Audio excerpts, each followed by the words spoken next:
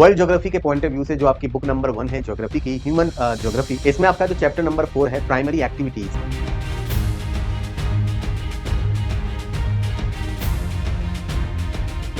तो उसको हम लोग करेंगे आज के लेक्चर में डिस्कस। आज के लेक्चर में इसका हम करेंगे एक वन शॉर्ट डिस्कशन, यानी कि अगले 1 घंटे के अंदर हम पूरे चैप्टर को अच्छे से पढ़ेंगे, समझेंगे।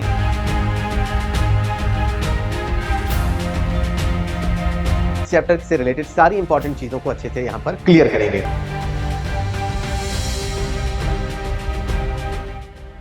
Hello everyone, welcome to the test coach powered by S Chand. My name is Ankit Gupta और आज मैं एक और वीडियो के साथ, एक और चैप्टर के वन शॉट वीडियो के साथ आप सभी के साथ जुड़ चुका हूं। Geography book number 1, world geography के पॉइंट ऑफ व्यू से जो आपकी बुक नंबर 1 है ज्योग्राफी की, ह्यूमन ज्योग्राफी, इसमें आपका जो चैप्टर नंबर 4 है प्राइमरी एक्टिविटीज, तो उसको हम लोग करेंगे आज के लेक्चर में डिस्कस। आज के लेक्चर में इसका हम करेंगे एक वन शॉट डिस्कशन, यानी कि अगले 1 घंटे के अंदर हम इस पूरे चैप्टर को अच्छे से पढ़ेंगे, समझेंगे और इस चैप्टर से रिलेटेड सारी इंपॉर्टेंट चीजों को अच्छे से यहाँ पर क्लियर करेंगे। ठीक है, सो प्राइमरी एक्टिविटीज क्या होती हैं उनको जानेंगे, इकोनॉमिक एक्टिविटीज क्या होती हैं उनको जानेंगे, और इस पूरे चैप्टर को हम लोग क्या करेंगे, एक तरीके से आगे का जो पूरा का पूरा वीडियो है, इसमें हम लोग इस पूरे चैप्टर को कंप्लीट करेंगे, खत्म करेंगे, यानी कि इस एक क्लास में ये पूरा चैप्टर खत्म हो जाएगा। ठीक है, आपको इस चैप्टर के बारे में सारी इंफॉर्मेशन, सारे कंसेप्ट आपके यहाँ पर क्लियर हो जाएंगे। तो चलिए प्राइमरी एक्टिविटीज वाले इस चैप्टर की हम लोग करते हैं शुरुआत। और आपकी बुक अपने सामने, एनसीईआरटी की आपकी जो बुक है उसे जरूर रखिएगा, कोशिश करिएगा कि आप एनसीईआरटी की बुक को लेकर बैठे।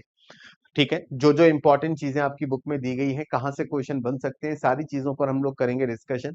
आपकी बुक में अगर मैं बात करूं, इस चैप्टर की शुरुआत होती है इस पैराग्राफ के साथ जिसमें लिखा हुआ है that human activities which generate income are known as economic activities. Question 1 number पर यह भी बन सकता है कि इकोनॉमिक एक्टिविटीज किन्हें कहा जाता है, आर्थिक गतिविधियां किन्हें कहा जाता है। तो ऐसी ह्यूमन एक्टिविटीज, इंसान के द्वारा किए जाने वाले ऐसे काम, इंसान के द्वारा की जाने वाली ऐसी एक्टिविटीज जिनसे क्या होती है, इनकम जनरेट होती है, जिससे क्या होती है, इनकम जनरेट आपकी यहां पर होती है। तो human activities which generate income are known as, तो ऐसी ह्यूमन एक्टिविटीज जिससे हम इनकम जनरेट करते हैं, ऐसी एक्टिविटीज को इकोनॉमिक एक्टिविटीज कहा जाता है। अभी हम प्राइमरी एक्टिविटीज की बात नहीं कर रहे हैं, अभी हम लोग इकोनॉमिक एक्टिविटीज की बात कर रहे हैं। अब जैसे फॉर एग्जाम्पल आपके स्कूल के बाहर आपने देखा होगा कि कोई गोलगप्पे बेचने वाला होगा, कोई आइसक्रीम बेचने वाला होगा, कोई आपको गन्ने का जूस बेचने वाला आपको मिल जाएगा, है ना। तो ये सब लोग वहां पर किस तरीके की ह्यूमन एक्टिविटीज कर रहे हैं, अगर कोई आपके स्कूल के बाहर कोई आइसक्रीम बेचने वाला आइसक्रीम बेच रहा है, तो वो आइसक्रीम बेचकर थोड़ी सी इनकम कमाना चाहता है, थोड़ा सा पैसा कमाना चाहता है, तो उसकी आइसक्रीम बेचना, उसके द्वारा जो आइसक्रीम सेलिंग वहां पर की जा रही है आपके स्कूल के बाहर, तो ये एक्टिविटी उस इंसान के द्वारा की गई ह्यूमन एक्टिविटी आपकी यहाँ पर कहलाएगी। बात समझ में आ गई? किसी इंसान के द्वारा जो आइसक्रीम सेल की जा रही है, आइसक्रीम बेची जा रही है, ये एक्टिविटी उसकी क्या कहलाएगी, ये ह्यूमन एक्टिविटी आपकी है। इंसान क्या कर रहा है, आइसक्रीम बेच रहा है, और आइसक्रीम बेचने की वजह से, इस एक्टिविटी की वजह से वो थोड़ी सी इनकम जनरेट कर पाएगा।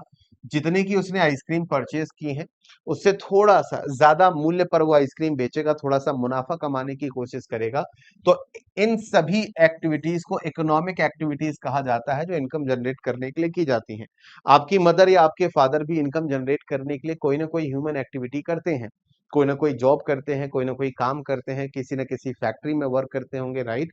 तो ये सारी एक्टिविटीज जो इंसान इनकम जनरेट करने के लिए करता है, वो इकोनॉमिक एक्टिविटीज आपकी यहाँ पर कहलाती है। और इकोनॉमिक एक्टिविटीज को हम लोग डिवाइड कर सकते हैं प्राइमरी एक्टिविटीज में।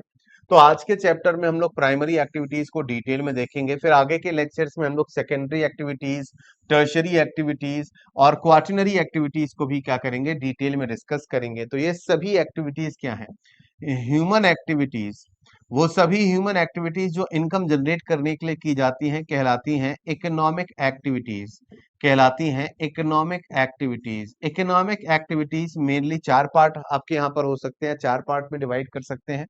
पहला प्राइमरी एक्टिविटीज, दूसरा सेकेंडरी एक्टिविटीज, तीसरा टर्शरी एक्टिविटीज और चौथा क्वार्टनरी एक्टिविटीज।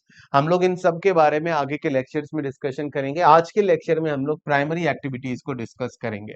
ठीक है, सो प्राइमरी एक्टिविटीज क्या होती हैं? Are directly dependent on the environment as these refer to utilization of earth's resources such as land, water, vegetation, building materials and minerals. तो basically जो primary activities होती हैं ये किससे रिलेटेड होती हैं? ये directly, primary activities directly dependent होती हैं एनवायरमेंट पर, नेचर पर। क्योंकि जो भी काम यहाँ पर प्राइमरी एक्टिविटीज में किए जाते हैं उसका संबंध नेचर से होता है, वो नेचर पर डिपेंडेंट होते हैं। जैसे कि इंसान एग्रीकल्चर करता है, किसान एग्रीकल्चर करके फसल उगाता है, तो बिना जमीन के आप एग्रीकल्चर नहीं कर सकते, है ना? बिना जमीन के आप एग्रीकल्चर नहीं कर सकते। पानी की आवश्यकता पड़ेगी, वेजिटेशन हो गया, बिल्डिंग मटेरियल हो गए, मिनरल्स वगैरह हो गए। तो यानी ऐसी इकोनॉमिक एक्टिविटीज जिसके लिए आप अपने आसपास के एनवायरनमेंट पर निर्भर होते हैं या फिर एनवायरमेंटल रिसोर्सेज पर निर्भर होते हैं या अर्थ के रिसोर्सेज पर डिपेंडेंट होते हैं, ऐसी इकोनॉमिक एक्टिविटीज प्राइमरी एक्टिविटीज आपकी यहाँ पर कहलाती हैं। अब इसमें क्या क्या शामिल है? फॉर एग्जाम्पल जैसे कि शिकार करना, हंटिंग, गैदरिंग यानी कि जंगल से कुछ इकट्ठा करना, जंगल से फल फूल, जड़ी बूटियां या दूसरे रिसोर्स इकट्ठे करना, पेस्टोरल एक्टिविटीज, फिशिंग हो जाएगा, फॉरेस्ट्री हो जाएगा, एग्रीकल्चर, एग्रीकल्चर करने के लिए आपको जमीन होनी चाहिए। फॉरेस्ट्री की बात करें, जंगल के पेड़ वगैरह की अगर हम लोग बात करें तो ये भी आपका एनवायरनमेंट से रिलेटेड होगा। फिशिंग के लिए भी आप नदी या फिर महासागर या सागर में मछलियों पर निर्भर होंगे नेचुरली। माइनिंग हो गया। तो ये सारी एक्टिविटीज आपकी प्राइमरी एक्टिविटीज में शामिल आपकी यहाँ पर होती हैं। यहाँ पर एक आपके लिए एडिशनल फैक्ट भी दिया गया है that do you know people engage in primary activities, यानी कि जो लोग प्राइमरी एक्टिविटीज में एंगेज्ड होते हैं are called red collar workers, उन्हें रेड कॉलर वर्कर्स कहा जाता है। क्योंकि अगर आप प्राइमरी एक्टिविटीज करते हैं तो आपके वर्क का जो नेचर होता है कि आपको आउटडोर वर्क ही करना होता है, क्योंकि आप इसके लिए कहीं ना कहीं आप नेचर पर डिपेंडेंट होते हैं। तो नेचर पर डिपेंडेंट होने की वजह से आपको घर से बाहर निकलना पड़ता है, आपको आउटडोर एक्टिविटीज आपकी यहाँ पर करनी होती हैं। तो आउटडोर एक्टिविटीज की वजह से इस प्रकार के जॉब्स को क्या कहते हैं हम लोग? रेड कॉलर वर्कर्स यहाँ पर वो लोग होते हैं जो कि आउटडोर, जैसे कि किसान की बात कर लेते हैं। किसान अगर एग्रीकल्चर करता है तो वो घर के अंदर रहकर तो नहीं कर सकता, है ना? उसे बाहर निकलना पड़ेगा, धूप में पसीना बहाना पड़ेगा, तब जाकर एग्रीकल्चर होगा।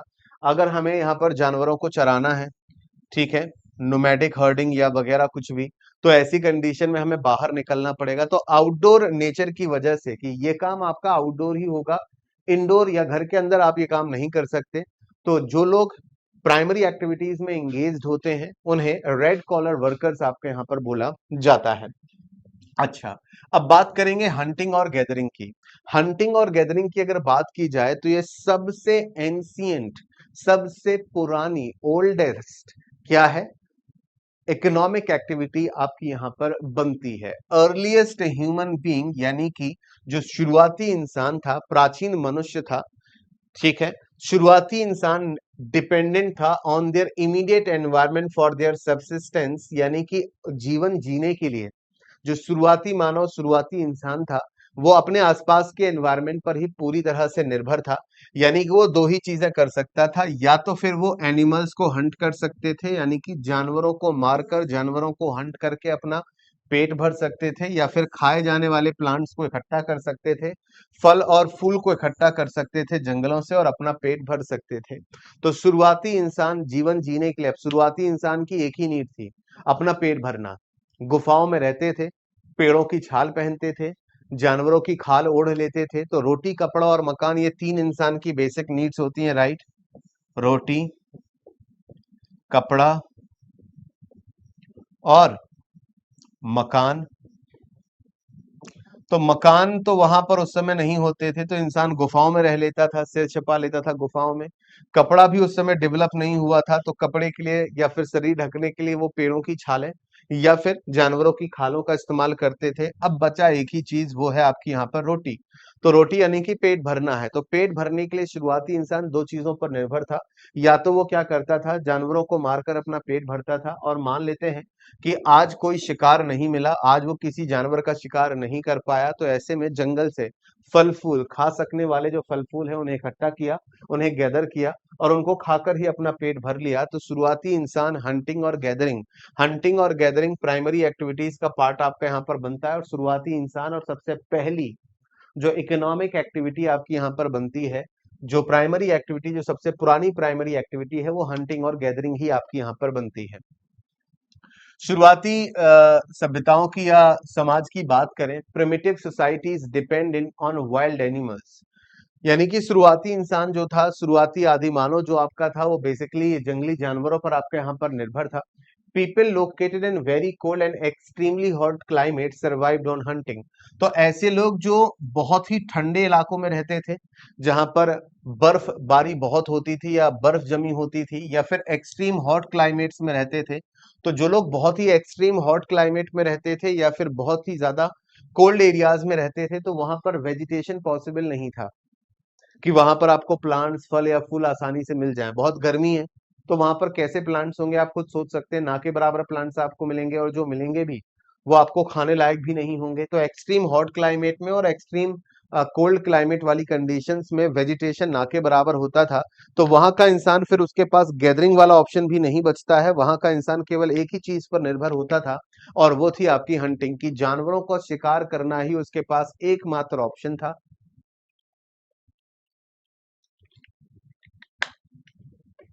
शुरुआती इंसान के पास, अगर वो बहुत ही कोल्ड क्लाइमेटिक कंडीशंस में रहते हैं या फिर बहुत ही एक्सट्रीम हॉट क्लाइमेटिक कंडीशंस में रहते हैं, तो उनके पास हंटिंग ही एक ऑप्शन बनता है कि जानवरों को मारकर अपना पेट भरे। The people in the coastal areas, जो लोग अगर हम बात करें कोस्टल एरिया, समुद्र तट के किनारे या नदी के किनारे रहते थे, शुरुआती इंसान जो नदी के किनारे या समुद्र के किनारे रहते थे, वो मछलियां पकड़ सकते थे। उनके पास मछलियां पकड़ने का ऑप्शन होता था। Though fishing has experience modernization due to technological progress. तो आज के टाइम पर अगर आप देखो, तो जितने भी नदी किनारे या फिर समुद्र के किनारे प्रसिद्ध शहर या बंदरगाह आपके यहाँ पर मौजूद है, वहां पर मछली पकड़ी जाती है, मछलियों को पकड़ा जाता है। मछली पकड़ना एक बहुत ही मेन एक सेक्टर हो गया है ये पूरा का पूरा, है ना। तो आज तो हम टेक्नोलॉजी की मदद से, टूल्स की मदद से क्या कर सकते हैं, बड़े पैमाने पर मछली पकड़ सकते हैं। Many species now have become extinct और endanger due to illegal poaching. तो बताने का प्रयास ये किया जा रहा है कि आज के टाइम पर जो अवैध शिकार होता है, इलीगल तरीके से जो हंटिंग होती है, जिसे पोचिंग कहते हैं, जानवरों की खाल के लिए, जानवरों के दांत के लिए, हाथियों के जो हाथी दांत होते हैं, ठीक है, तो इन चीजों के लिए क्या होता है, जानवरों को अवैध तरीके से, इलीगल तरीके से मारा भी जाता है, जिसकी वजह से जानवरों की बहुत सारी प्रजातियां या तो पूरी तरह से खत्म हो गई हैं या खत्म होने की कगार पर पहुंच गई हैं। The early hunters use primitive tools made of stone. जो शुरुआती मनुष्य था, वो जानवरों का शिकार करने के लिए उसके पास रिवॉल्वर या पिस्तौल या फिर कोई और चीज नहीं थी। उस जमाने में ये सब चीजें डेवलप तो हुई नहीं थी। तो शुरुआती इंसान जानवरों का शिकार कैसे करता था? शुरुआती इंसान जानवरों का शिकार करता था पारंपरिक तरीके के जो हथियार होते थे, पत्थरों से बने हुए हथियार होते थे, लकड़ी से बने हुए आपके हथियार यहाँ पर होते थे, उनका इस्तेमाल किया जाता था जानवरों को मारने के लिए। आप इस तस्वीर को अगर ध्यान से देखेंगे, तो शुरुआती इंसान जानवरों को मारने के लिए किस तरीके से पत्थर या लकड़ी के औजारों का प्रयोग करता था। स्पेशली तीर और धनुष का इस्तेमाल भी किया जाता था, जो आपने रामायण में देखा होगा।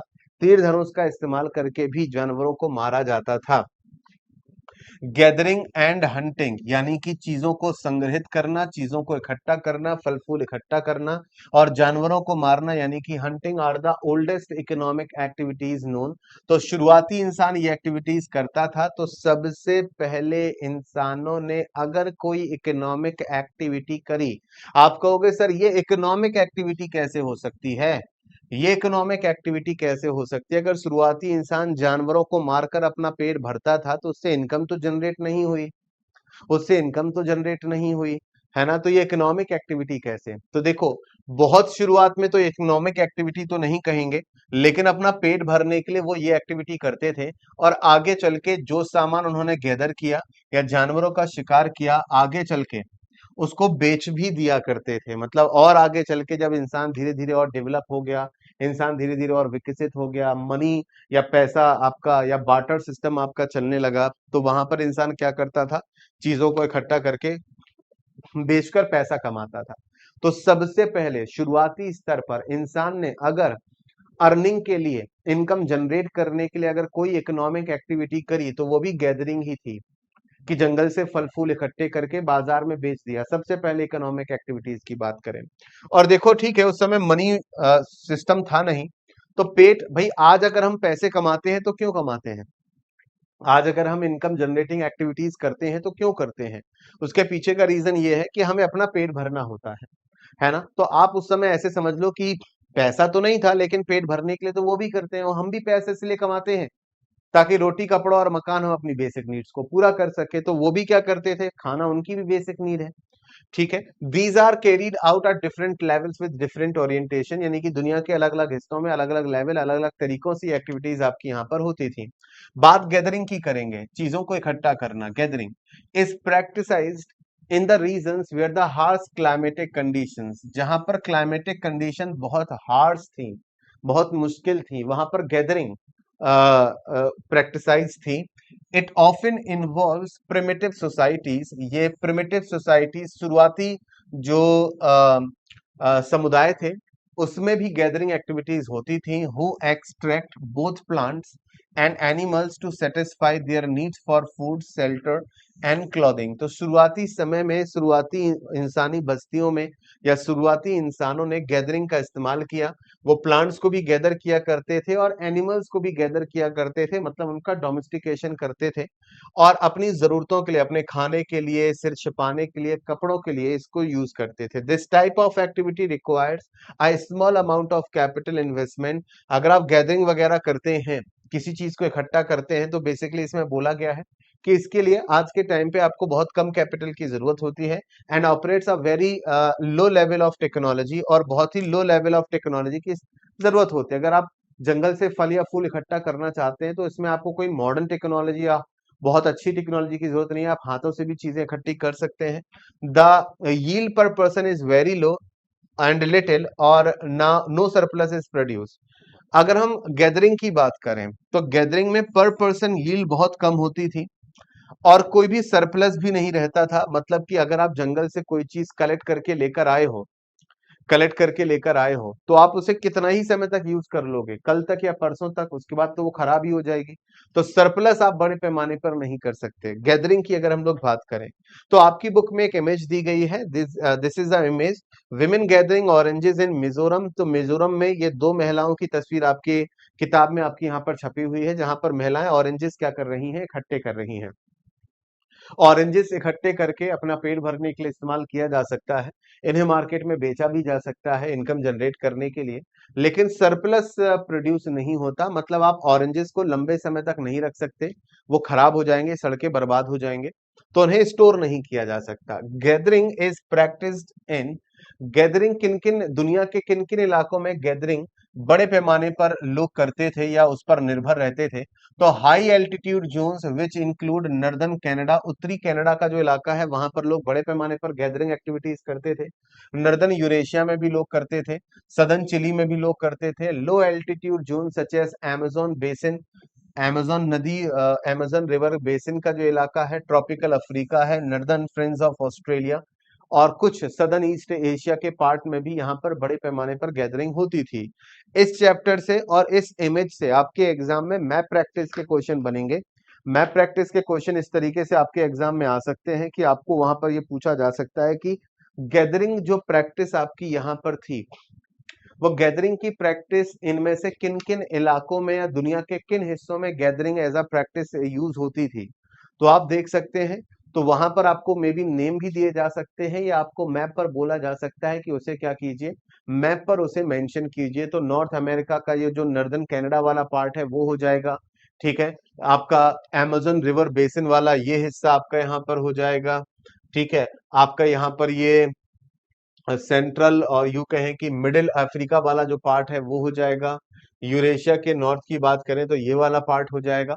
तो यहाँ पर आपकी जो गैदरिंग एक्टिविटीज थी वो बड़े पैमाने पर होती थी। इन मॉडर्न टाइम्स, आज के टाइम पर, सम गैदरिंग इज मार्केट ओरिएंटेड। आज के टाइम पर जो कुछ ऐसी गैदरिंग एक्टिविटीज हैं जो मार्केट ओरिएंटेड है, मतलब मार्केट में बेचने के लिए गैदरिंग एक्टिविटीज की जाती हैं, बाजार में बेचने के लिए गैदरिंग की जाती है, एंड हैज बिकम कमर्शियल। ये बड़े पैमाने पर अब कमर्शियल हो गई है।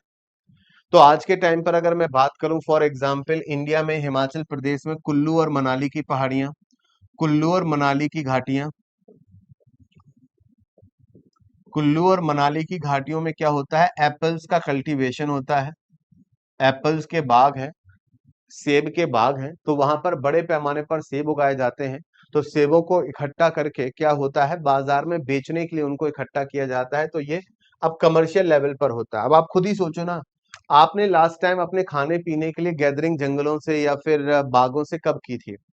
गांव में अगर आप हैं तो गांव में आपने देखा होगा कि गांव के बच्चे आम के बाग से आम तोड़कर खाने के लिए इस्तेमाल करते हैं, लेकिन अब वो हमारे सर्वाइवल के लिए नहीं होता, वो हमारे मनोरंजन के या फिर केवल टेस्ट के लिए हम कई कई बार क्या करते हैं, कुछ चीजें गैदर कर लेते हैं। लेकिन आज के जमाने में बड़े पैमाने पर जो ये होती है वो आपकी कमर्शियल पर्पज से हो रही है, जैसे कि आम के बड़े बड़े बागों से आमों को इकट्ठा करना और फिर आमों को बाजार में या मंडी में बेच देना, है ना। तो गैदरर्स कलेक्ट वैल्यूएबल प्लांट्स। तो गैदरर्स दुनिया भर में अगर हम बात करें, इंपॉर्टेंट प्लांट्स को भी कलेक्ट करते हैं, उनकी पत्तियों को भी कलेक्ट करते हैं, उनकी छाल को भी कलेक्ट करते हैं। हमारे घर के किचन में बहुत सारे आपके खड़े मसाले होते हैं जो कि कहीं ना कहीं प्लांट से ही आते हैं, जैसे कि तेज पत्ता। तो तेज पत्ता क्या है, पर्टिकुलर एक लीव है, एक पत्ता है प्लांट का, है ना, लेकिन उसका इस्तेमाल खड़े मसालों के तौर पर होता है, तो उसको भी गैदर किया जाता है। दालचीनी क्या है, वो प्लांट की या पौधे की छाल है, उसको भी हम लोग मसाले के तौर पर यूज करते हैं, तो उसको भी क्या किया जाता है, कलेक्ट किया जाता है। बहुत सारे ऐसे प्लांट्स भी होते हैं जिसका इस्तेमाल मेडिसिन के लिए किया जाता है। After simple processing sell the products in the market. तो इन सब को, पत्तियों को, प्लांट्स को, उनकी जड़ों को, मेडिसिन प्लांट्स को, इन सबको क्या किया जाता है, कलेक्ट किया जाता है, सिंपली उन्हें प्रोसेस किया जाता है, साफ किया जाता है, क्लीन किया जाता है, पैकेज यानी कि उसको फिर पैक करके बाजार में बेच दिया जाता है। तो गैदरिंग आज बड़े पैमाने पर कमर्शियली होती है, and they use various parts of the plants. Plants के यानी कि पौधों के अलग अलग भागों का इस्तेमाल होता है गैदरिंग में। फॉर एग्जाम्पल, बार्क का इस्तेमाल, छाल का इस्तेमाल कुनेन बनाने के लिए किया जाता है, टेनिन एक्सट्रैक्ट किया जाता है, ठीक है। और भी बहुत सारी चीजें होती हैं जिससे खाने या पीने की चीजें आपकी यहाँ पर बनाई जाती है, कॉस्मेटिक्स हैं, फाइबर्स हैं। तो बहुत सारी चीजों का इस्तेमाल आपका यहाँ पर होता है, बहुत सारे प्लांट्स का इस्तेमाल होता है different different kind of products को बनाने में। So do you know the name of the part of the chewing gum after the flavour is gone? आप लोगों ने च्युइंगम तो जरूर खाई होगी।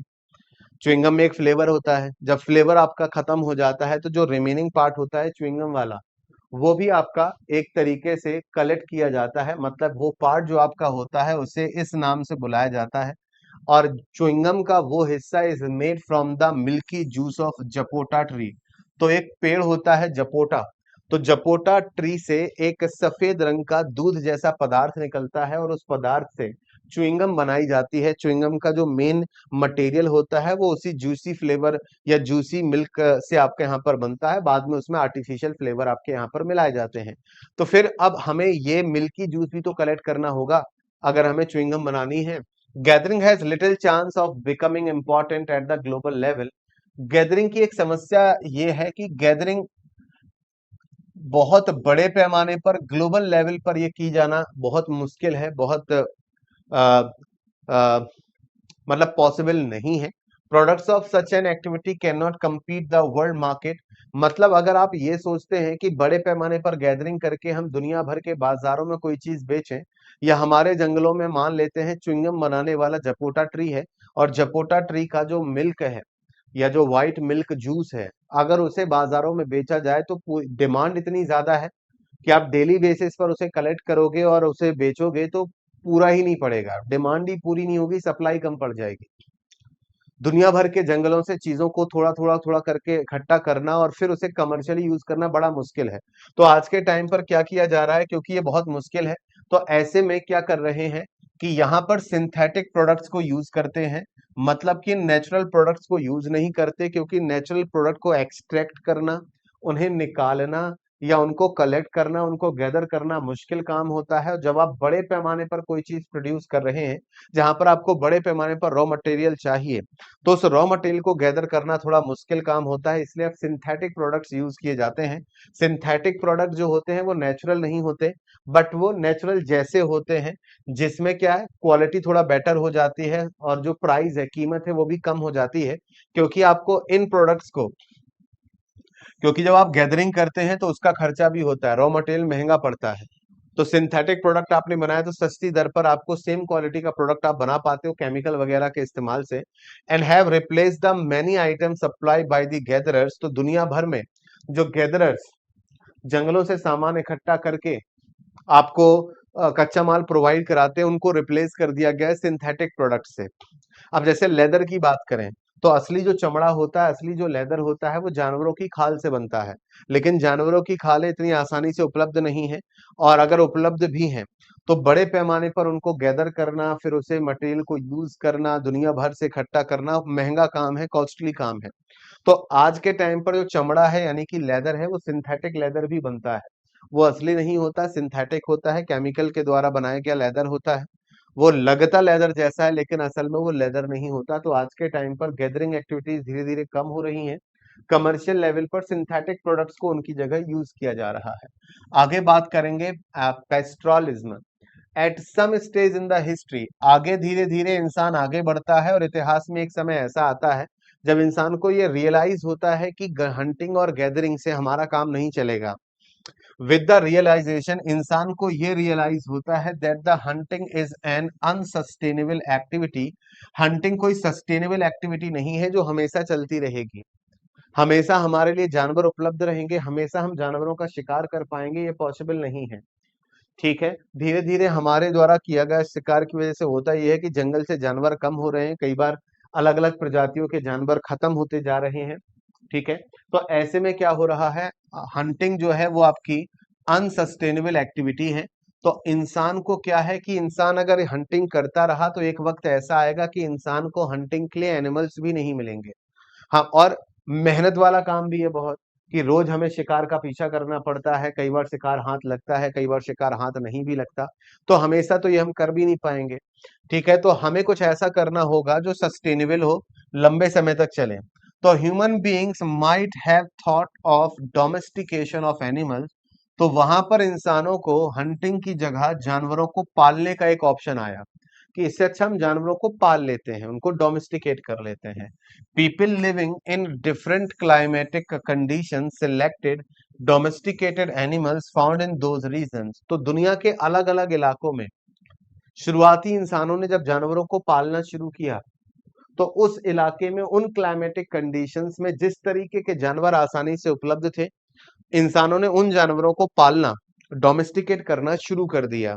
Depending on the geographical factors, की वहां के ज्योग्राफिकल फैक्टर्स क्या है, आप पहाड़ी इलाके में हैं, रेगिस्तानी इलाके में हैं, आप मैदानी इलाके में हैं, उस कंट्री में, उस जगह पर, उस लोकेशन पर किस तरीके के जानवर आसानी से उपलब्ध हैं, आपको किस तरीके के एनिमल्स की जरूरत है। फॉर एग्जाम्पल, अगर आप डेजर्ट एरिया में हैं, रेगिस्तानी इलाके में हैं, तो आप ऊंट पालना पसंद करेंगे, क्योंकि ऊंट रेगिस्तान में लंबे समय तक जीवित रह सकता है बिना पानी के, और आपको लाने और ले जाने में, सामान लाने और ले जाने में मदद करता है।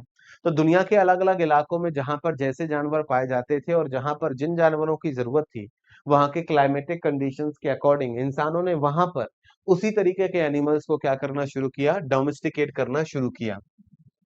तो इस तरीके से इंसानों ने जानवरों को पालना शुरू कर दिया। तो जानवरों को पालने से उन्हें जानवरों की खाल, और अगर उन्होंने भेड़ पाली है तो उससे उन्हें ऊन मिल जाता था, जानवरों से उनको दूध मिल जाता था। तो कुछ चीजें बेटर हुई। Nomadic herding.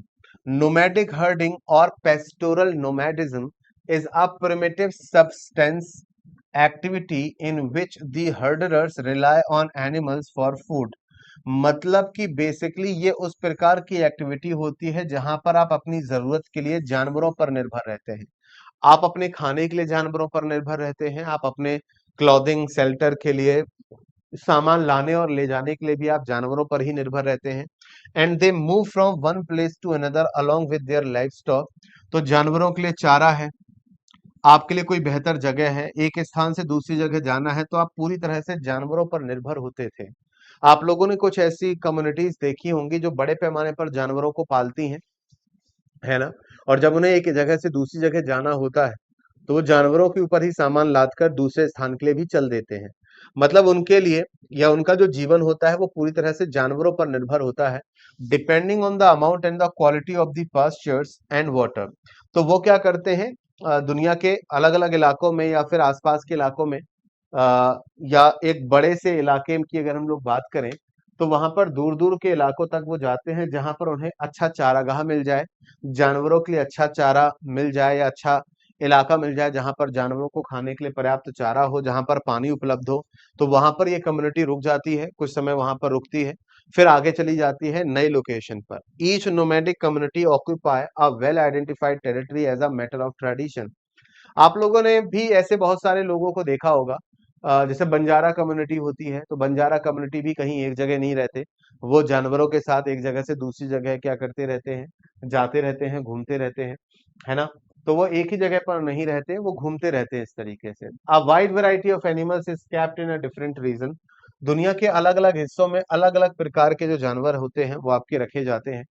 In tropical Africa cattle are the most important life stock. अगर आप ट्रॉपिकल अफ्रीका में जाते हैं तो वहां पर जो मवेशी हैं वो डोमेस्टिकेशन के लिए सबसे महत्वपूर्ण एनिमल्स होते हैं। सहारा में अगर आप जाओगे, सहारा एंड एशियाटिक डेजर्ट में जाओगे, तो वहां पर आपको क्या मिलेंगे, भेड़ें होंगी, बकरियां होंगी और ऊंट होंगे जिनको पाला जाता है। माउंटेनियस एरियाज की बात करें, तिब्बत के पहाड़ी इलाकों में एंडीज माउंटेन्स पर याक और लामास को पाला जाता है, क्योंकि ये ठंड में भी जिंदा रह सकते हैं और सामान लाने और इंसानों को लाने और ले जाने के लिए और सामान लाने और ले जाने में इनका इस्तेमाल होता है। आर्कटिक एंड सब आर्कटिक एरियाज में रेनडियर्स आपके यहाँ पर पाले जाते हैं। तो जहां पर जिस तरीके के जानवरों की जरूरत है और जहां पर जो जानवर आसानी से मिल जाते हैं, उन जानवरों को आपका यहाँ पर क्या होता है, पाला जाता है। पेस्टोरल नोमैडिज्म की बात कर लेते हैं कि पेस्टोरल नोमैडिज्म क्या है। Pastoral nomadism is associated with three important region. ये तीन इंपॉर्टेंट रीजन से जुड़ा हुआ है। द कोर रीजन जहां पर ये होता है, एक्सटेंड फ्रॉम द अटलांटिक के तटों से लेकर नॉर्थ अफ्रीका तक आपका यहाँ पर फैला हुआ है इलाका, across the Arabian peninsula into the Mongolia और सेंट्रल चाइना के हिस्से में भी फैला हुआ है। सेकंड रीजन आपका यहाँ पर फैला हुआ है टुंड्रा रीजन इन यूरेशिया में, in the southern hemisphere. There are small areas of the south west Africa और the island of the Madagascar, यहाँ पर भी पेस्टोरल नोमैडिज्म होता है। आपके मन में ये सवाल होगा कि ये पेस्टोरल नोमैडिज्म क्या है। अभी आगे हम देखेंगे कि पेस्टोरल नोमैडिज्म आपका यहाँ पर क्या है, वो भी हम लोग डिस्कस करेंगे। तो ये जो इलाके आपको यहाँ पर दिख रहे हैं, ये इलाके बेसिकली आपके पेस्टोरल नोमैडिज्म के इलाके हैं।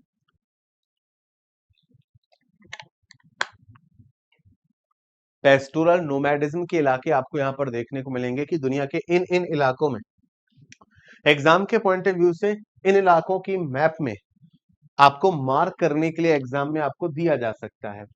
अब यहाँ पर ध्यान से सुनिएगा, movement in the search of the pastures, जानवरों के लिए चारागाह की खोज, जहां पर जानवरों को आसानी से चारा मिल सके, है ना, उसकी खोज में जो लोग होते हैं वो जानवरों को लेकर चराने के लिए जाते हैं।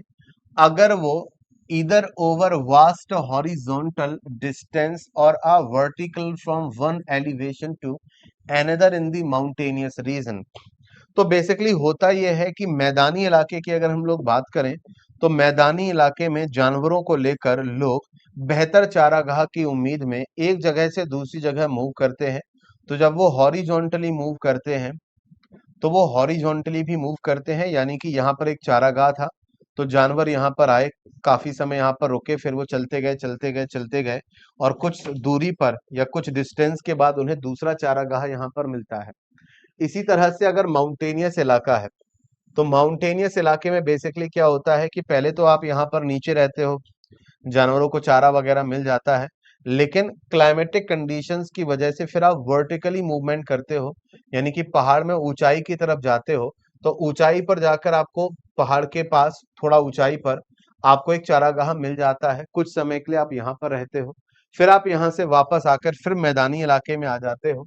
So the process of migration, जहां पर क्या होता है कि आप जानवरों को लेकर एक जगह से दूसरी जगह जाते हो, प्लेन एरियाज में, मैदानी इलाकों में, to pastures on mountains during the summers and again from the mountain pastures to plain areas during the winters, तो इसको बोला जाता है ट्रांसह्यूमेंस। ट्रांसह्यूमेंस किसे बोला जाता है? ट्रांसह्यूमेंस इस एक्टिविटी को बोला जाता है जहां पर आप जानवरों को लेकर प्लेन एरियाज में, मैदानी इलाकों में एक जगह से दूसरी जगह हॉरिजॉन्टली मूव करते हैं काफी दूरी तक बेहतर चारागाह की उम्मीद में, या फिर आप मैदानी इलाकों से ऊंचे माउंटेन्स की तरफ जाते हैं, फिर माउंटेन से नीचे मैदानी इलाकों में आ जाते हैं। इस तरीके के मूवमेंट को हम कहते हैं ट्रांसह्यूमेंस। समझते हैं? ठीक है। जैसे कि कुछ रीजन्स की अगर हम लोग बात करें तो हिमालय के रीजन की बात करें, सच एज हिमालय, तो हिमालय रीजन में गुज्जर आपके यहाँ पर रहते हैं, गुज्जर कम्युनिटी रहती है, बकरवाल कम्युनिटी रहती है, गड्डीज कम्युनिटी रहती है, भूतियाज कम्युनिटी रहती है। तो ये कम्युनिटी के लोग जानवरों के साथ, यहाँ पर आप देख सकते हो, ये लोग जानवरों के साथ, आप यहाँ पर देख सकते हो बंजारों को भी, तो ये लोग जानवरों के साथ माइग्रेट करते हैं मैदानी इलाके में, काफी दूर तक मैदानी इलाके में कई किलोमीटरों की यात्रा करते हैं, दूसरे इलाके तक जाते हैं। और ये लोग मैदानी इलाकों से पहाड़ी इलाकों में भी माइग्रेट करते हैं, क्योंकि गर्मियों में मैदान गर्म हो जाते हैं, पहाड़ों पर आपको ठंडक रहती है, तो गर्मियों में ये लोग माउंटेनियस इलाकों की तरफ चले जाते हैं ठंड के लिए, मतलब थोड़ा सा वहां पर आपको राहत मिलेगी। और वो plains from the high altitude pastures in winters, ठीक है। और सर्दियों के सीजन में क्योंकि पहाड़ी इलाकों में ठंड बढ़ जाती है, तो वो पहाड़ों से वापस मैदानों में आ जाते हैं। Similarly in the tundra region, the nomadic herders, tundra के इलाके में वो क्या करते हैं, साउथ से नॉर्थ की तरफ जाते हैं गर्मियों में, क्योंकि नॉर्थ वाला इलाका साउथ से ठंडा होता है, और फिर सर्दियों में नॉर्थ से वापस साउथ आ जाते हैं, क्योंकि सर्दियों में उन्हें थोड़ा गर्मी की जरूरत होती है। तो इस तरीके से जो ये नोमैडिक हर्डर्स होते हैं, जब वो हॉरिजॉन्टली मूव करते हैं एक जगह से दूसरी जगह, या फिर वो वर्टिकली मूव करते हैं नीचे से ऊपर की तरह, तो ये ट्रांस ह्यूमंस इस मूवमेंट को या इस माइग्रेशन को ट्रांस ह्यूमन आपके यहाँ पर बोला जाता है। ठीक है। The number of the pastoral nomads has been decreasing and the areas operated by them shrinking. तो अभी क्या था कि पहले तो इनके इलाके काफी बड़े बड़े होते थे, लेकिन धीरे धीरे अब इनके जो एरियाज है ना वो श्रिंक होते जा रहे हैं, छोटे होते जा रहे हैं, घटते जा रहे हैं इलाके। तो एक जमाना था जब इनको काफी बड़ा इलाका मिलता था इस तरीके से घूमने के लिए या इस तरीके से माइग्रेट करने के लिए, लेकिन अब इलाके श्रिंक होते जा रहे हैं। तो क्योंकि क्या हो रहा है, imposition of the political boundaries, तो कई बार क्योंकि अब कंट्रीज की बात करें तो कई बार इंटरनेशनल बाउंड्रीज आ जाती हैं, दूसरे कंट्री की बॉर्डर शुरू हो जाती है, तो आप उस वजह से आप आगे नहीं बढ़ सकते, या फिर न्यू सेटलमेंट प्लान्स की वजह से डिफरेंट डिफरेंट कंट्रीज में कई इलाके पहले जो थे, अब वो क्या है, अलग अलग प्रोजेक्ट्स की वजह से या फिर अर्बनाइजेशन की वजह से, शहरीकरण की वजह से वो इलाके अब वहां पर चारागाह के लिए उपयुक्त नहीं है, या वहां पर नए नए प्रोजेक्ट्स आ गए हैं, तो वहां पर फिर वो इलाके अब नेचुरल नहीं रहे, वो अर्बनाइजेशन हो गया है, शहरीकरण हो गया है वहां पर, तो वहां पर जानवरों को लेके, तो कुल मिलाकर जानवरों को चराने के लिए जो इलाके हैं अब धीरे धीरे घटते चले जा रहे हैं। आगे बात करते हैं प्राइमरी एक्टिविटीज में कमर्शियल लिव स्टॉक रियरिंग, तो ये भी प्राइमरी एक्टिविटी है। कमर्शियल लिव स्टॉक रियरिंग का मतलब है कि जहां पर आप जानवरों को पालते हो, लेकिन ये जानवरों को जो पालना आपके यहाँ पर होता है वो कमर्शियली होता है, मतलब बिजनेस पर्पस के लिए। Unlike the nomadic herding, nomadic herding में तो आप जानवरों को पालते हो अपने लिए, अपनी जरूरत के लिए। कमर्शियल लिव स्टॉक रियरिंग में क्या होता है, ये बहुत ही ऑर्गेनाइज तरीके से होती है और इसमें काफी पैसा भी लगता है जब आप कमर्शियल लेवल पर लिव स्टॉक रियरिंग करते हैं।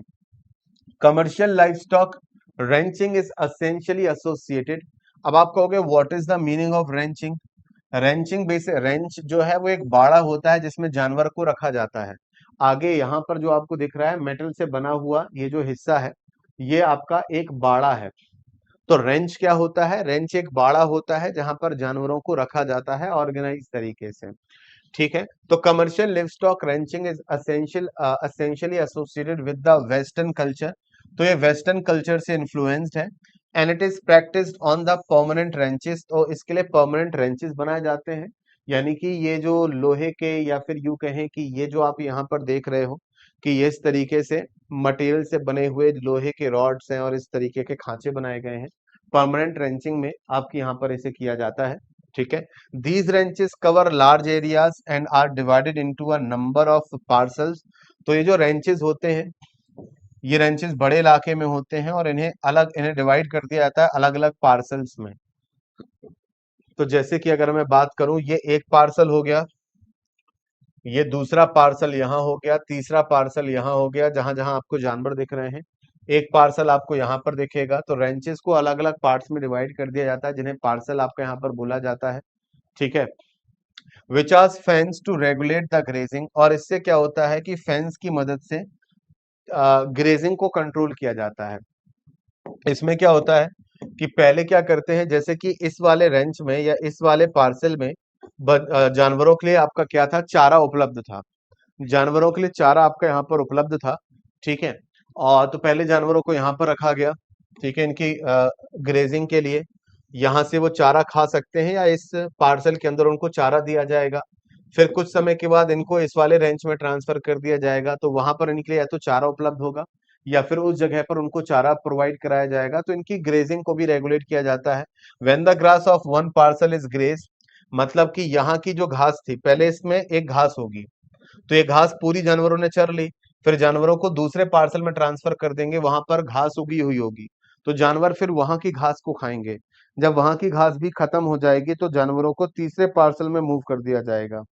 तो इस तरीके से क्या होता है कि एक एक इलाके को कंट्रोल किया जाता है, एक एक पार्सल और पार्सल की ग्रेजिंग को भी कंट्रोल किया जाता है। ठीक है, तो समझ में आ गई मेरी बात? सभी को समझ में आ गई मेरी बात? तो इसमें क्या होता है कि अलग अलग पार्सल्स में घास उगाई जाती है। जैसे ये पीछे पार्सल खाली पड़े हैं, तो यहाँ पर घास उगाई जा रही होगी। जब यहाँ पर घास उग जाएगी तो यहाँ के जानवरों को वहां पर ट्रांसफर कर दिया जाएगा। This is a specialised activity in which only one type of animal is reared. तो इस तरीके की कमर्शियल लिवस्टॉक रियरिंग में एक ही प्रकार के जानवरों को पाला जाता है। इंपॉर्टेंट एनिमल जिसमें भेड़ें होती हैं, भेड़ें हैं या फिर मवेशी हैं, बकरियां हैं या फिर घोड़े हैं, इनको पाला जाता है। प्रोडक्ट सच एज मीट, और इन जानवरों से मीट है, ऊन है, हाइड्स एंड स्किन, ये सब आपकी यहाँ पर निकाली जाती है, पैक किया जाता है और दुनिया के अलग अलग हिस्सों में से एक्सपोर्ट कर दिया जाता है। ठीक है, rearing of animals in ranching is organise on a scientific basis. Scientific तरीके से जानवरों को इस तरीके से पाला जाता है रेंचों में। Rearing of animals in ranching, ये साइंटिफिक तरीके से इनको ऑर्गेनाइज किया जाता है। The main emphasis on the breeding, जहां पर ज्यादा जोर होता है जानवरों की संख्या को बढ़ाने पर। यानी कि इन रेंचेस में जानवरों को रखा जाता है, पाला जाता है, खिलाया जाता है, और फिर जानवरों की मीट को या उनकी ऊन को, अगर भेड़ें हैं तो उनको फिर प्रोसेस करके निकाल के उनको मार्केट में बेच दिया जाता है। उनकी संख्या को भी बढ़ाया जाता है, ब्रीडिंग, जेनेटिक इम्प्रूवमेंट भी किए जाते हैं, डिजीज कंट्रोल भी करना होता है। नहीं तो अगर ऐसे इलाके में जानवरों के बीच में अगर कोई बीमारी फैल गई तो तेजी से जानवर मर जाते हैं, तो उसे भी कंट्रोल करना होता है, उनके हेल्थ केयर को भी देखना होता है। न्यूजीलैंड में, ऑस्ट्रेलिया में, अर्जेंटीना में, उरुग्वे में, अमेरिका में, ये कुछ दुनिया के इंपॉर्टेंट कंट्री हैं जहां पर इस तरीके से बड़े पैमाने पर कमर्शियल लिवस्टॉक रियरिंग होती है। तो आप यहाँ पर देख सकते हैं ये इमेज, ये गायों का एक रेंच है जहां पर गायों को रखा गया है। ठीक है, अलग अलग रेंचेस में आप देख सकते हैं उनको चारा दिया जा रहा है। गायों से यहाँ पर दूध इकट्ठा किया जाएगा, जिससे डेयरी प्रोडक्ट्स या फिर दूध वगैरह निकालकर उसे बेचा जाता है। तो दुनिया के कुछ प्रमुख हिस्से जहां पर बड़े पैमाने पर कमर्शियल लेवल पर लाइव स्टॉक रियरिंग आपकी यहाँ पर होती है, वो आपको यहाँ पर देखेंगे। आगे नेक्स्ट, आगे बढ़ने से पहले मैं आपको थोड़ा सा एक जानकारी दे दूं, और वो जानकारी है, हमारा अभी वन शॉट वीडियो अभी आगे बाकी है, लेकिन एक इंपॉर्टेंट इंफॉर्मेशन आप सभी के लिए, कि जितने भी स्टूडेंट्स यहाँ पर ह्यूमैनिटीज के लिए यहाँ पर जुड़े हुए हैं, आप सभी लोग अपने बोर्ड एग्जाम फाउंडेशन की प्रिपरेशन और सीवीटी एग्जाम की प्रिपरेशन एक साथ कर सकते हैं साइमल्टेनियसली। इसके लिए हमारा जो बैच है, सफलता बैच, ये आप टेस्ट कोच की एप्लीकेशन से ज्वाइन कर सकते हैं। ज्वाइन कैसे करना है टेस्ट कोच की एप्लीकेशन पर, आपको ये बैच कैसे मिलेगा, या आप वेबसाइट के जरिए कैसे इस बैच को अवेल कर सकते हैं, इसकी जानकारी मैं आपको सेशन के लास्ट में दूंगा। तो वहां तक बने रहिएगा, सेशन के लास्ट तक बने रहिएगा। ये एक वन शॉट वीडियो है, जहां पर हम लोग प्राइमरी एक्टिविटीज के लेक्चर को पूरी तरह से कंप्लीट करेंगे। सेशन के लास्ट में मैं आपको यह भी बता दूंगा कि ह्यूमैनिटीज के इस बैच को, सफलता बैच को आप कैसे ज्वाइन कर सकते हैं, जहां पर आप 12th बोर्ड फाउंडेशन सीयूटी की क्लासेस, सीयूटी का भी कंप्लीट, जिसमें आपके सभी डोमेन सब्जेक्ट शामिल हैं, जीटी और लैंग्वेज सब्जेक्ट, सारी क्लासेस आपको यहाँ पर होती हैं।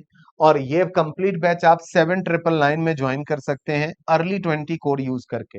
कैसे होगा? और हाँ, मॉक वगैरह के लिए भी आपको परेशान नहीं होना है। पर सब्जेक्ट के 50 मॉक टेस्ट, तो जितने मॉक टेस्ट, जितने सब्जेक्ट हैं, पर सब्जेक्ट 50 मॉक टेस्ट आपको यहाँ पर मिलते हैं। तो mock test, practice test, chapter wise test, आपको प्रीवियस ईयर के सॉल्व पेपर, चाहे आप सीबीएसई बोर्ड के हो, आईसीएसई बोर्ड के हो, स्टेट बोर्ड्स के हो, ठीक है, 700 प्लस ऑनलाइन लाइव और recorded classes, 12th board foundation, complete CVT, सब कुछ आपको 7999 में मिल जाएगा।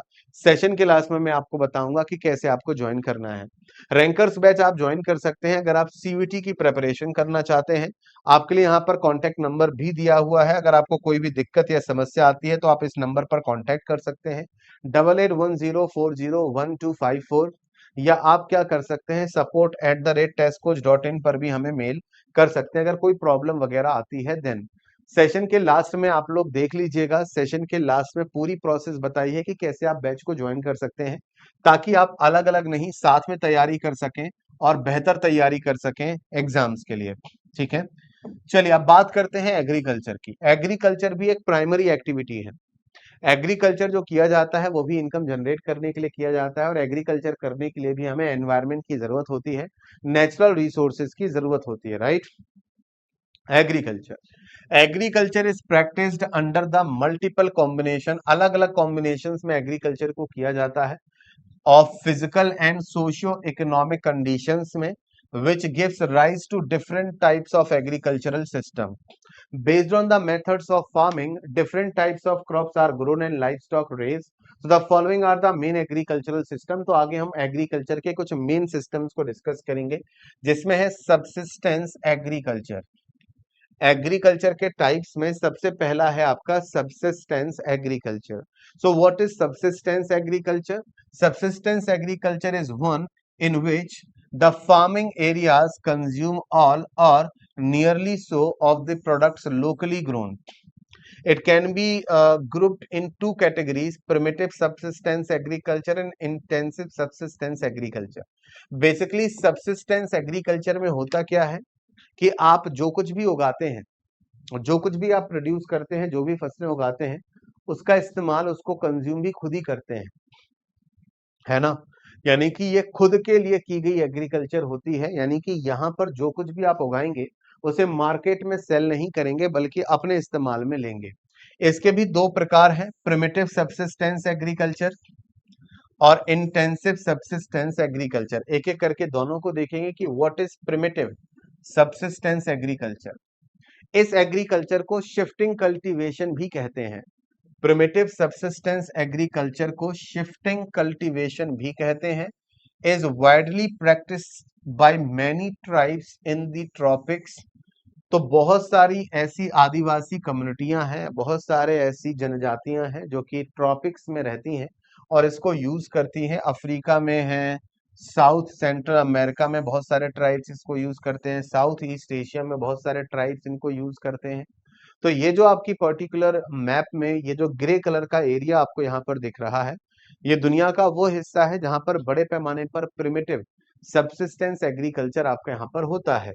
ठीक है, अब इसमें क्या होता है, शिफ्टिंग एग्रीकल्चर भी इसको आपके यहाँ पर बोलते हैं, और इसे स्लैश एंड बर्न एग्रीकल्चर भी आपके यहाँ पर बोलते हैं। तो इसमें होता क्या है, इसमें बेसिकली होता यह है कि पहले जंगल का एक हिस्सा होता है, ये जंगल का एक हिस्सा है, जंगल के एक हिस्से को काटकर साफ किया जाता है।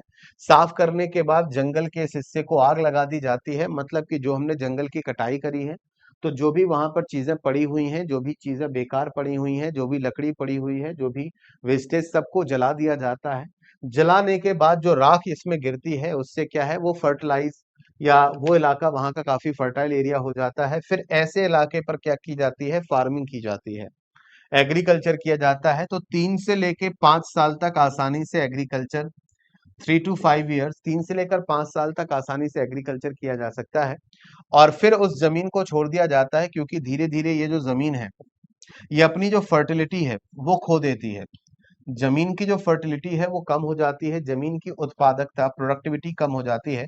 ज्यादा उपजाऊपन जब जमीन में नहीं रहता, क्योंकि आप लगातार 3 से 5 साल से एग्रीकल्चर कर रहे हैं, तो फिर इस जमीन को छोड़ दिया जाता है। इस जमीन को छोड़ दिया जाता है और फिर दूसरी जमीन की तलाश में जंगल का दूसरा हिस्सा साफ किया जाता है। जंगल के दूसरे हिस्से को साफ करके आग लगा दी जाती है। फिर उस नए हिस्से में फार्मिंग करना शुरू कर दिया जाता है। तो जो हिस्सा हमने पहले छोड़ दिया था साफ करके, उसको वैसे ही छोड़ देते हैं। तो धीरे धीरे वो हिस्सा फिर से एज अ फॉरेस्ट रिकवर हो जाता है। धीरे धीरे वहां पर पेड़, वनस्पतियां फिर से उग आती हैं, जानवर धीरे धीरे वहां पर आ जाते हैं।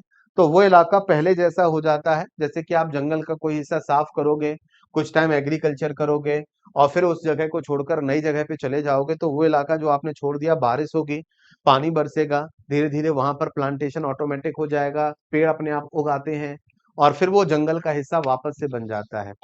तो यही काम आप करते रहते हो। इसे शिफ्टिंग एग्रीकल्चर इसलिए कहते हैं, क्योंकि आप अपनी एग्रीकल्चरल लैंड को क्या करते रहते हो, शिफ्ट करते रहते हो। फर्टिलिटी की वजह से आप अपनी जमीन को शिफ्ट करते रहते हो। ठीक है। तो इस तरीके के एग्रीकल्चर को दुनिया के अलग अलग इलाकों में अलग अलग नामों से बुलाया जाता है। ठीक है। जैसे कि इस एग्रीकल्चर को झूम एग्रीकल्चर भी कहते हैं या झूमिंग एग्रीकल्चर भी कहते हैं। इंडिया के नॉर्थ ईस्टर्न स्टेट्स में, भारत के पूर्वोत्तर राज्यों में इस तरीके के एग्रीकल्चर को झूम एग्रीकल्चर भी कहते हैं। सेंट्रल अमेरिका में इस तरीके के एग्रीकल्चर सिस्टम को मिल्पा कहते हैं। ठीक है। लदांग भी कहते हैं इस एग्रीकल्चर सिस्टम को, इंडोनेशिया और मलेशिया में। इंडोनेशिया और मलेशिया में इस तरीके के एग्रीकल्चर सिस्टम को लदांग, सेंट्रल अमेरिका और मेक्सिको में मिल्पा, इंडिया के नॉर्थ ईस्टर्न स्टेट्स में झूमिंग एग्रीकल्चर या झूम एग्रीकल्चर, नॉर्मली इसे शिफ्टिंग एग्रीकल्चर कहते हैं। इसी का जो दूसरा पार्ट है इंटेंसिव सब्सिस्टेंस एग्रीकल्चर। तो intensive subsistence agriculture, this type of agriculture is largely found in densely populated regions of the monsoon Asia. तो एशिया जो दुनिया में सबसे ज्यादा आबादी वाला इलाका है और दुनिया का सबसे बड़ा जो कॉन्टिनेंट है एशिया, तो एशिया के वो इलाके जहां पर आबादी बहुत ज्यादा है, जहां की पॉपुलेशन बहुत ज्यादा है, अच्छी बारिश होती है, उन इलाकों में इस तरीके का एग्रीकल्चर होता है। Basically there are two types of intensive subsistence agriculture. तो इस प्रकार के एग्रीकल्चर के भी दो टाइप होते हैं। पहला है intensive subsistence agriculture dominated by the wet paddy cultivation. तो ये बेसिकली वो कल्टीवेशन या वो एग्रीकल्चर है जहां पर बड़े पैमाने पर चावल की खेती की जाती है, जहां पर अच्छा मानसून होता है, अच्छी बारिश होती है, खेतों में अच्छा पानी होता है। तो वहां पर बड़े पैमाने पर चावल की खेती की जाती है, क्योंकि चावल की खेती के लिए आपको ज्यादा पानी की जरूरत पड़ती है। ठीक है। तो वहां पर आपका होता है intensive subsistence agriculture dominated by the wet paddy cultivation. और जहां पर, जैसे कि आप देख सकते हैं इस इलाके में, एशिया का ये इलाका जहां पर बड़े पैमाने पर पैडी कल्टीवेशन आपका यहाँ पर होता है, और वो इलाका जहां पर ज्यादा बारिश नहीं होती, मतलब उतनी ज्यादा नहीं होती, तो वहां पर intensive subsistence agriculture dominated by the crops other than the paddy. तो वहां पर चावल को छोड़कर दूसरी फसलें उगाई जाती हैं। तो जैसे गेहूं हो गया, सोयाबीन हो गया, बार्ले हो गया। ठीक है। और दूसरी फसलें आपकी यहाँ पर हो गई। ठीक है। तो बेसिकली ये वो इलाका है या ये वो एग्रीकल्चर है जहां पर पैडी को छोड़कर बाकी फसलें उगाई जाती हैं, क्योंकि पैडी के लिए बहुत ज्यादा पानी की जरूरत पड़ती है, लेकिन इन फसलों के लिए पानी की उतनी जरूरत नहीं पड़ती। इन इंडिया, भारत में अगर हम लोग बात करें, जो गेहूं है is grown in the western parts of the Indo Gangetic plain. जो सिंधु और गंगा नदी के मैदान का वेस्टर्न हिस्सा है, वहां पर बड़े पैमाने पर व्हीट और मिलेट्स आपके यहाँ पर उगाए जाते हैं। जो बेसिकली ड्राई पार्ट होता है, वहां पर इसे बड़े पैमाने पर उगाया जाता है। ठीक है। अब हम आगे बात करेंगे एक और नए तरीके के एग्रीकल्चर सिस्टम की। तो जब इंडिया में यूरोपियंस आते हैं, सबसे पहले इंडिया में पुर्तगाली आते हैं, वास्को डिगामा आता है, भारत पहुंचने का रास्ता खोज लेता है, समुद्री मार्ग खोज लेता है। तो धीरे धीरे डच आ जाते हैं, फ्रांसीसी आ जाते हैं, अंग्रेज आ जाते हैं, पुर्तगाली आ जाते हैं। तो यूरोपियंस के आने से इंडिया और दुनिया के कई कंट्री हैं जो कि यूरोपियंस की कॉलोनी बने, है ना। तो ऐसे कंट्री ऐसे कंट्रीज को कॉलोनी बोलेंगे जो किसी दूसरे कंट्री के कंट्रोल में रहा हो, जैसे कि इंडिया पर ब्रिटेन का, अंग्रेजों का लंबे समय तक कंट्रोल रहा, तो हम ब्रिटेन की कॉलोनी रहे। तो दुनिया के अलग अलग हिस्सों में जो कि दूसरे कंट्रीज की कॉलोनी रही हैं, वहां पर एग्रीकल्चर में प्लांटेशन इंट्रोड्यूस हुआ, where mainly profit oriented large scale production system, जहां पर बड़े पैमाने पर प्लांटेशन किया गया प्रॉफिट कमाने के लिए। तो प्लांटेशन एग्रीकल्चर क्या है? प्लांटेशन एग्रीकल्चर बेसिकली यूरोपियंस के द्वारा इंट्रोड्यूस किया गया था, और यूरोपियंस ने, यूरोपीय देशों ने उन कंट्रीज में से इंट्रोड्यूस किया जिन पर उनका कंट्रोल था या जो उनकी कॉलोनी थी। तो यहाँ पर बड़े पैमाने पर उन्होंने चाय उगाई, चाय के बागान, कॉफी के बागान, कोकोआ, कोकोआ के बागान, रबड़ वगैरह के बागान लगाए, कॉटन है, ऑयल पाम है, ठीक है, शुगर केन हो जाएगा, बनानास हो जाएंगे, पाइन एप्पल्स हो जाएंगे। तो इनके बड़े बड़े बाग, इनके बड़े बड़े बागान, जहां पर बड़े पैमाने पर इनको उगाया जाता था। और इस तरीके के बागों में क्या होता था, ये बड़े बड़े स्टेट होते थे, बड़ी बड़ी जमीनें होती थी, बड़े बड़े प्लांटेशन होते थे, जहां पर बड़े पैमाने पर एक ही तरीके की फसल उगाई जाती थी, एक ही तरीके के प्लांट लगाए जाते थे, नॉट फसल उगाई जाती थी। इसमें कैपिटल काफी लगती थी, पूंजी काफी खर्च होती थी, इसे मैनेज करना मुश्किल होता था, टेक्नोलॉजी का इस्तेमाल भी चाहिए, scientific method of cultivation, single crop specialisation होना चाहिए, सस्ती लेबर आपको मिलना चाहिए, अच्छा ट्रांसपोर्ट सिस्टम होना चाहिए। इससे क्या होता था कि ये जो प्लांटेशन वगैरह किया जाता था, प्लांटेशन एग्रीकल्चर से काफी मुनाफा कमाया जाता था, ठीक है। फ्रांस की बात करें तो फ्रांस ने कोकोआ और कॉफी प्लांटेशन एस्टेब्लिश किए वेस्ट अफ्रीकन कंट्रीज में, जो उनके कॉलोनी थे। अंग्रेजों ने चाय के बाग एस्टेब्लिश किए, चाय के बागान लगाए इंडिया में और श्रीलंका में, रबड़ प्लांटेशन किया मलेशिया में, शुगर केन और बनाना प्लांटेशन किया वेस्ट इंडीज कंट्रीज में, स्पेनिश और अमेरिकन ने हैविली इन्वेस्ट किया कोकोनट वगैरह में, और शुगर केन प्लांटेशन में कहां पर? फिलीपींस में। So the Dutch once had monopoly over the sugar cane plantation. एक समय पर इंडोनेशिया में शुगर केन प्लांटेशन में डचों की क्या थी? बड़े पैमाने पर मोनोपोली थी। तो आप यहां पर देख सकते हैं कि इन यूरोपियन कंट्रीज की वजह से इंडिया और बहुत सारे देशों में एक तरीके से प्लांटेशन एग्रीकल्चर की शुरुआत होती है, प्लांटेशन एग्रीकल्चर की शुरुआत होती है। Today the ownership of the majority of the plantation has passed into the hands of the government. तो आज के टाइम पर ये जो बड़े बड़े प्लांटेशन हैं, चाय या कॉफी प्लांटेशन, या तो वो सरकारों के पास आ चुके हैं या ये बड़ी प्राइवेट कंपनियों के पास आ चुके हैं। Next is extensive commercial grain cultivation. Extensive commercial grain cultivation क्या है? कमर्शियल ग्रेन कल्टीवेशन यानी कि आप यहाँ पर ग्रेन कल्टीवेशन, अनाज का उत्पादन तो कर रहे हैं लेकिन कमर्शियल लेवल पर, बड़े पैमाने पर। सो commercial grain cultivation is practised in the interior parts of a semi arid lands of the mid latitudes. तो मिड लैटिट्यूड्स के जो कंट्री हैं उनके इंटीरियर पार्ट्स में जो सेमी एरिड एरियाज हैं, जहां पर थोड़ा सा पानी कम उपलब्ध है, वहां पर बड़े पैमाने पर एक्सटेंसिव कमर्शियल ग्रेन कल्टीवेशन होता है, जहां पर wheat is the principal crop, जहां पर मुख्य फसल आपकी गेहूं है। इसके अलावा जैसे कि कॉर्न है, बार्ले है, ओट्स है, इनको भी उगाया जाता है। अब basically extensive commercial grain cultivation का जो मेन करेक्टरिस्टिक है कि the size of the farm is very large, यानी कि जो खेत होते हैं वो बहुत बड़े होते हैं, ठीक है।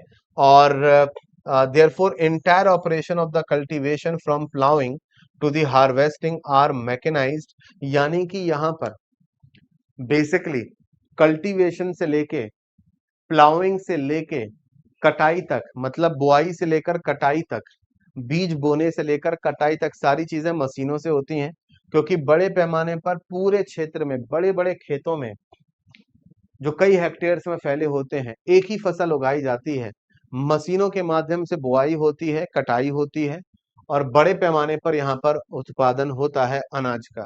यहाँ पर आपके सामने एक इमेज है, आप देख सकते हैं कि यहाँ पर बड़ी बड़ी कटाई की मशीनें आपके सामने हैं, जो एक बार में काफी बड़े हिस्से की खेत की कटाई पूरी कर देती हैं। तो इस तरीके से मशीनों से बड़े पैमाने पर यहाँ पर जो ग्रेन प्रोडक्शन होता है उसको किया जाता है। आप यहाँ पर दुनिया के कुछ हिस्से देख रहे हैं, सदर्न अमेरिका का ये हिस्सा है, अफ्रीका के साउथ का ये हिस्सा है, ये यूरोप और एशिया का कुछ पार्ट आपका है, ऑस्ट्रेलिया के कुछ हिस्से में। तो यहाँ पर बड़े पैमाने पर, और नॉर्थ अमेरिका के इस हिस्से में आप देख सकते हैं कि बड़े पैमाने पर कमर्शियल ग्रेन इसका प्रोडक्शन आपके यहाँ पर होता है। इस तरीके का जो एग्रीकल्चर है वो यूरेशियन स्टेपीज जो आपके मैदान है यूरेशिया के, कैनेडियन और अमेरिकन पेरीज ये भी मैदान है, वहां पर बड़े पैमाने पर अर्जेंटीना के जो मैदान है पंपास वहां पर होता है, वेल्स इन साउथ अफ्रीका, ऑस्ट्रेलियन डाउन्स में आपको ये देखने को मिलता है। ठीक है, न्यूजीलैंड की अगर हम लोग बात यहाँ पर करें तो कैंटरबरी जो प्लेन्स है वहां पर आपको देखने को मिलता है। बात आगे होगी मिक्स्ड फार्मिंग की। तो मिक्स्ड फार्मिंग बेसिकली जो फार्मिंग आपकी यहाँ पर होती है ये highly developed parts of the world, यानी कि दुनिया के ऐसे हिस्से जहां पर बड़े पैमाने पर टेक्नोलॉजी का डेवलपमेंट हुआ है, या दुनिया के जो विकसित देश हैं, दुनिया के जो विकसित राष्ट्र हैं, वहां पर हमें मिक्स्ड फार्मिंग देखने को मिलती है, जहां पर एक से ज्यादा फसलों को मिक्स करके या फिर एक फसल के साथ दूसरी फॉडर क्रॉप्स या एनिमल क्रॉप्स को लगाया जाता है, जानवरों के चारे के लिए लगाया जाता है। तो एक से ज्यादा फसलों को बेसिकली उगाया जाता है, जिसके लिए आपको थोड़ा ज्यादा पैसा, ज्यादा नॉलेज और मशीनों की अच्छा इस्तेमाल, फर्टिलाइजर का अच्छा इस्तेमाल, इन सब की जरूरत आपको यहाँ पर पड़ती है। डेयरी फार्मिंग की बात कर लेते हैं। तो डेयरी फार्मिंग आप लोग अच्छे से समझ गए, जहां पर हम क्या करते हैं, जानवरों को पालते हैं और जानवरों को पालकर उनका दूध निकाला जाता है, जैसे मार्केट में बेचा जाता है या दूसरे डेयरी प्रोडक्ट्स मार्केट में बेचे जाते हैं। डेयरी फार्मिंग दुनिया के इन हिस्सों में काफी बड़े पैमाने पर पॉपुलर है, आप देख सकते हैं मैप पे आपको यहाँ पर दिख जाएगा। इसमें लेबर काफी आपको चाहिए होती है फीडिंग के लिए, और दूध निकालने के लिए भी आपको मशीनों पर पैसा खर्च करना होता है, तो इसमें कैपिटल काफी ज्यादा आपकी लगती है, नॉलेज भी चाहिए, साइंटिफिक मेथड भी चाहिए। ठीक है, जानवरों को पालना, उनकी केयर करना, डिजीज कंट्रोल, ये सारी चीजें आपको यहाँ पर देखने को मिलती हैं। नॉर्थ अमेरिका में, ऑस्ट्रेलिया के एक तरीके से सदर्न पार्ट में, न्यूजीलैंड के कुछ हिस्सों में आपको देखने को मिलेगा कि बड़े पैमाने पर, अगर आप देखोगे कनाडा में और ऑस्ट्रेलिया में, न्यूजीलैंड में, तस्मानिया आइलैंड में बड़े पैमाने पर क्या होती है, डेयरी एक्टिविटीज आपकी यहाँ पर होती है। मेडिटेरियन एग्रीकल्चर की बात कर लेते हैं। तो Mediterranean agriculture specialise commercial agriculture में आता है, जहां पर बड़े पैमाने पर जो खट्टे फल होते हैं आपके साइट्रस फ्रूट्स, और जो आपका बेसिकली विटीकल्चर वाला जो, मतलब जिसमें अंगूर वगैरह उगाए जाते हैं, खट्टे फल वगैरह उगाए जाते हैं, तो बेसिकली यहाँ पर फ्लावर और फलों का उत्पादन बड़े पैमाने पर आपके यहाँ पर होता है। और यहीं पर the region where the farmers specialise in vegetables only, और इन इलाकों में जहां पर किसान केवल वेजिटेबल उगाने में एक्सपर्ट होते हैं, तो यहाँ पर इस फार्मिंग को ट्रक फार्मिंग भी कहते हैं। ट्रक फार्मिंग बेसिकली इसलिए कहते हैं क्योंकि यहाँ पर क्या होता है कि रात में आप क्या करते हो, फसल की, मतलब रात में या शाम को फसल, सब्जियों की फसलों की कटाई की जाती है और उसे ट्रक में लादा जाता है, रात भर ट्रेवल करके सुबह मार्केट पहुंचा जाता है। तो बेसिकली ये जो वेजिटेशन वाले एरियाज होते हैं, ये जो खेत होते हैं जहां पर सब्जियां उगाई जाती हैं, वहां से जो मार्केट होता है वो लगभग एक रात की डिस्टेंस पर मौजूद होता है। तो शाम को या रात को आपने सब्जियां आपने तोड़ी, उसे ट्रक में लादा, ओवरनाइट ट्रेवल किया और सुबह आप यहाँ पर सब्जी मंडी पहुंच जाते हैं। तो इस तरीके से इसको ट्रक फार्मिंग भी आपके यहाँ पर बोलते हैं। कोऑपरेटिव फार्मिंग में बेसिकली होता ये है कि यहाँ पर सब लोग मिलकर रिसोर्सेज का इस्तेमाल करते हैं। ये ग्रुप होता है किसानों का, जैसे कि मान लो कि 5 किसानों ने मिलकर एक कोऑपरेटिव ग्रुप बना लिया, तो ये कोऑपरेटिव ग्रुप क्या करता है, 5-6 किसान हो गए, सबके अपने अपने खेत हैं, तो ये 5-6 किसान मिलकर एक कोऑपरेटिव सोसाइटी बनाएंगे। कोऑपरेटिव सोसाइटी ट्रैक्टर परचेज कर लेगी, हार्वेस्टर परचेज कर लेगी, खाद परचेज कर लेगी। तो बेसिकली इसमें क्या होता है कि ये लोग जो कुछ भी खरीदते हैं, जो टूल्स होते हैं इनके पास, जो नॉलेज होती है, उसे आपस में शेयर कर लेते हैं और इससे सबको हेल्प होती है। अब किसी किसान का खेत बड़ा होता है, किसी किसान का खेत छोटा होता है। अब एक किसान को हार्वेस्टर खरीदना है तो बहुत महंगा पड़ेगा, लेकिन सभी किसान मिलकर एक हार्वेस्टर खरीद सकते हैं, तो जिससे क्या होता कि एक एक करके सभी के खेतों की कटाई हो जाएगी। तो इसमें सब लोग मिलकर बेसिकली क्या करते हैं, हार्वेस्टिंग आपकी यहाँ पर करते हैं। कलेक्टिव फार्मिंग वाला भी कॉन्सेप्ट आता है, जहां पर सबके पास एक छोटी छोटी लैंड होती है, एक छोटा छोटा खेत होता है, लेकिन सभी लोग जो भी रिसोर्सेस हैं, जो भी टूल्स हैं, उनका मिलकर इस्तेमाल करते हैं। इसका इस्तेमाल, ये मॉडल आपका सोवियत यूनियन से लिया गया मॉडल है, कोल कोच भी इसको यहाँ पर बोलते हैं, इस मॉडल को, कलेक्टिव फार्मिंग के मॉडल को। माइनिंग वगैरह भी इसमें आती है प्राइमरी एक्टिविटीज में, कि जहां पर धरती के नीचे जो भी आपके यहाँ पर आयरन है, बॉक्साइट है, जो कुछ भी आपके यहाँ पर है, खुदाई करके उसको निकालना, उसको क्लीन करके उसको एक्सपोर्ट करना, तो बहुत सारी चीजों में, मैन्युफैक्चरिंग में माइनिंग से जो रॉ मटेरियल निकलता है उसका इस्तेमाल होता है। तो माइनिंग भी दो तरीके से हो सकती है। एक तो होती है आपकी सरफेस माइनिंग। तो आपके सामने जो इमेज है वो सरफेस माइनिंग की इमेज है। सरफेस माइनिंग में क्या होता है कि सरफेस पर मौजूद मिनरल्स को आप क्या करते हैं, खुदाई करके निकालते हैं इस तरीके से। कई बार मिनरल्स क्या होते हैं, धरती के नीचे होते हैं, बहुत गहराई में। तो एक शाफ्ट बनाई जाती है, शाफ्ट में एक लिफ्ट बनाई जाती है, तो आप इस शाफ्ट की मदद से अंडरग्राउंड जाते हो और फिर वहां पर माइनिंग की जाती है। तो इसे अंडरग्राउंड माइनिंग आपके यहाँ पर बोलते हैं। तो ये तो रहा आपके आज के लेक्चर की। अगर मैं यहाँ पर बात करूं तो ये आपका आज का लेक्चर जो है वो आपके यहाँ पर इसी के साथ हो जाता है कंप्लीट। ठीक है, आपको मैं ये बता देता हूं कि जैसे कि मैंने आपको कहा, तो ये जो आपका प्राइमरी एक्टिविटीज वाला चैप्टर था वो आपका ऑलमोस्ट कंप्लीट हो चुका है। एक बार आप अपनी तरफ से इसके शॉर्ट नोट्स बनाकर इसको रीड कर लीजिएगा। मैंने आपको अभी बताया था सफलता बैच के बारे में, ह्यूमैनिटीज का जो सफलता बैच है। आपको क्या करना है, ह्यूमैनिटीज के सफलता बैच जिसमें आपके 12th board foundation and CUET की कंप्लीट तैयारी एक ही बैच में हो जाएगी। तो ये आपको मिल जाएगी सफलता बैच में। आपको क्या करना है, यूआरएल डालना है courses.testcoach.in। अगर आप वहां पर जाएंगे, लॉगिन करेंगे, सफलता ह्यूमैनिटीज का जो आपका बैच है वो आपको यहाँ पर दिख जाएगा। बैच पर आप क्लिक करोगे, लॉगिन करोगे, तो आपको ये बैच आप ज्वाइन कर सकते हो। ये आपका 12 बोर्ड प्लस सीयूटी यूजी का कोर्स है। मतलब एक ही बैच में आपकी 12th बोर्ड फाउंडेशन भी कंप्लीट हो जाएगी और सीयूटी भी आपके यहाँ पर कंप्लीट हो जाएगा। अभी आपको यहाँ पर ये दिख रहा है 9999। इस बैच का प्राइस आपको यहाँ पर दिख रहा है, लेकिन जब आप इस प्राइस पर क्लिक करोगे और आप अर्ली 20 कोड आप यहाँ पर यूज करोगे, जैसे ही आप ये अर्ली 20 कोड यूज करोगे, ये बैच आपको मात्र 7999 में आपको यहाँ पर मिल जाएगा। तो आज ही इस बैच को आप लोग ज्वाइन करो, जिसमें आपके 12th बोर्ड फाउंडेशन, साइमल्टेनियसली आप सीयूटी यूजी के लिए भी प्रिपेयर कर सकते हो। आपको मॉक्स के लिए भी कहीं और जाने की जरूरत नहीं है। इस बैच के साथ आपको पर सब्जेक्ट 50 मॉक टेस्ट मिल जाते हैं। तो आप अपनी प्रैक्टिस बहुत अच्छे से कर सकते हो, बहुत बढ़िया तरीके से कर सकते हो। प्रैक्टिस करना बहुत जरूरी है। इस साल सीयूटी के एग्जाम में करीब 16 लाख बच्चों ने सीयूटी का एग्जाम दिया था। आप चाहते हो कि इन 16 लाख बच्चों में से आप हों जिनको बेहतर आपकी पसंदीदा यूनिवर्सिटी आपको मिल जाए। तो इसके लिए आपको क्या करना होगा, ज्यादा से ज्यादा प्रैक्टिस करनी होगी, जिसके लिए मॉक आपको लगाने होंगे। तो ये बैच आपका एक 2 in 1 बैच है। साइमल्टेनियस तैयारी होगी, आपको टेंशन नहीं होगी। टेस्ट की, सीयूटी की तैयारी, आपकी बोर्ड एग्जाम की तैयारी साथ ही साथ होती रहेगी, टेंशन भी कम रहेगी, केवल 7999 में। तो आज ही ज्वाइन कीजिएगा इस बैच को। और इसके साथ हम करते हैं आज के इस वन शॉट वीडियो को कंप्लीट।